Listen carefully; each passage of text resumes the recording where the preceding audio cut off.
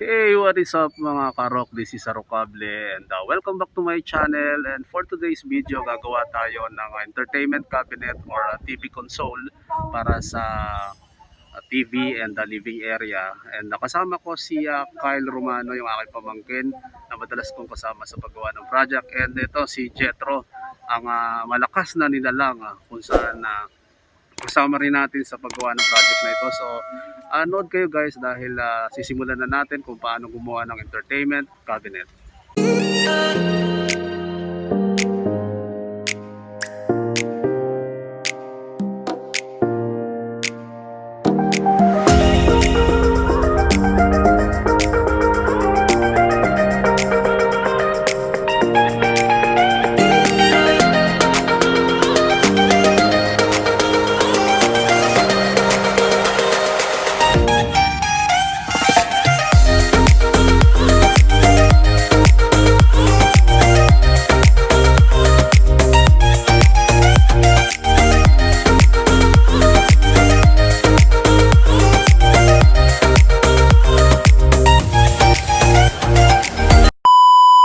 Tara guys, start na tayo.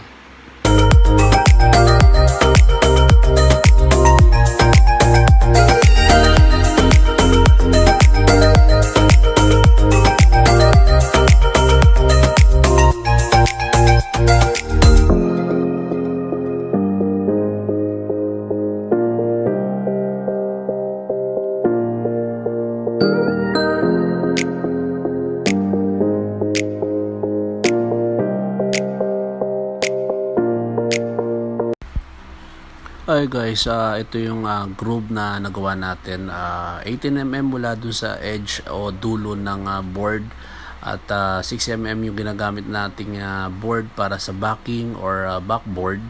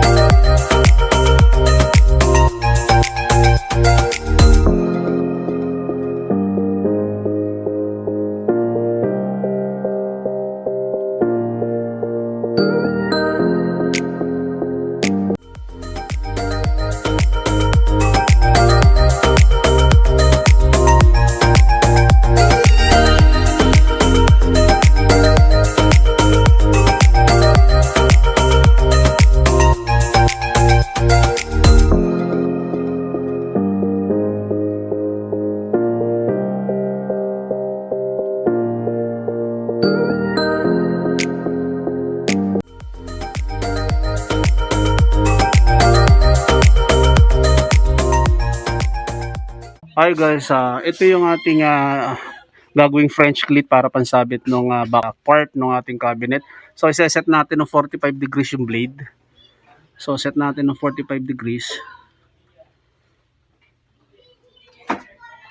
Ayan guys, and then ilalak natin.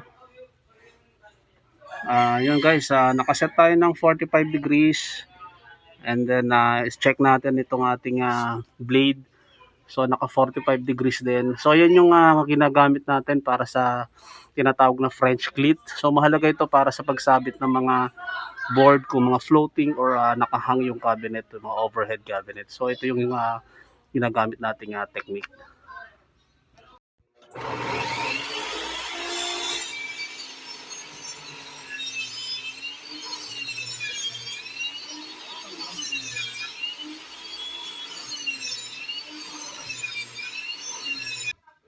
So yun guys, ito yung tinatawag na French cleat. So nakat natin siya ng 45 degrees angle para doon sa pagsabit natin ng hanging cabinet or mga overhead cabinet.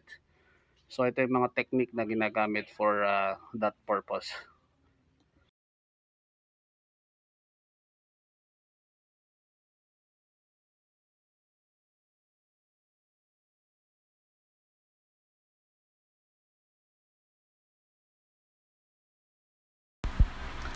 So ayun guys, ito yung binubuo nating entertainment cabinet. So ito yung ating partition, ito yung siding, and ito yung top rail na kinabit natin para dyan ipapatong ang countertop nitong ating entertainment cabinet.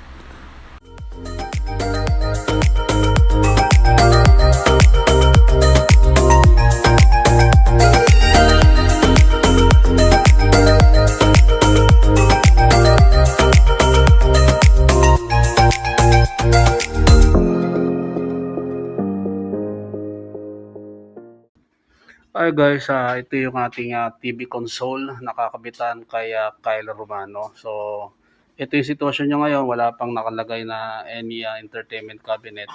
So, lalagyan natin ngayon at maya-maya ipapakita namin sa inyo kung ano yung sitwasyon if ma-install na namin yung entertainment cabinet. Hi guys, ito pala si Engineer Maxi. So, siya yung isa sa mga decision maker natin kung i-approve niya yung quality ng ating mga project. Ayun, hi Maxi! Hi! Uy, ay sumagot ni Pango. Pango! Ayan, kita nyo si Maxi guys. Pango na, sakang pa. Kaya love namin itong si Maxi boy. Maxi! Maxi! Hi! Hi Sky! Come on, go there! I know tools, sir. So yun guys, ito na yung ating nagawang entertainment cabinet. At ito yung aming model dito, si Sky. Ayan, hi Sky! Hi! Look at the camera Sky. Ayan oh. Yan ang ating boss at engineer dito. So siya yung nag-check para makita yung quality guys. So, hello Sky! Is it nice? Is it nice Sky? Great. Hi Sky, is it okay? Approve. Wow, thank you. Hi guys, ito yung overhead cabinet na ginawa natin and ito ay additional doon sa entertainment na naka-float doon sa ating TV. So, additional siya guys para sa design na gagawin natin.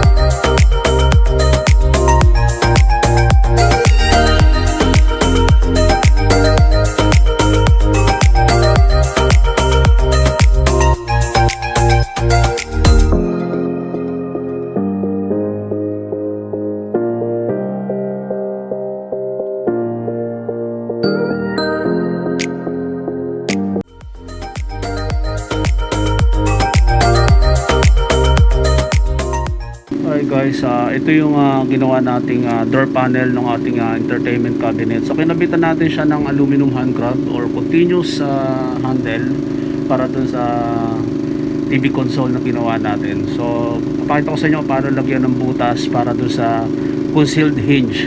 So ito guys, tapos na tayo.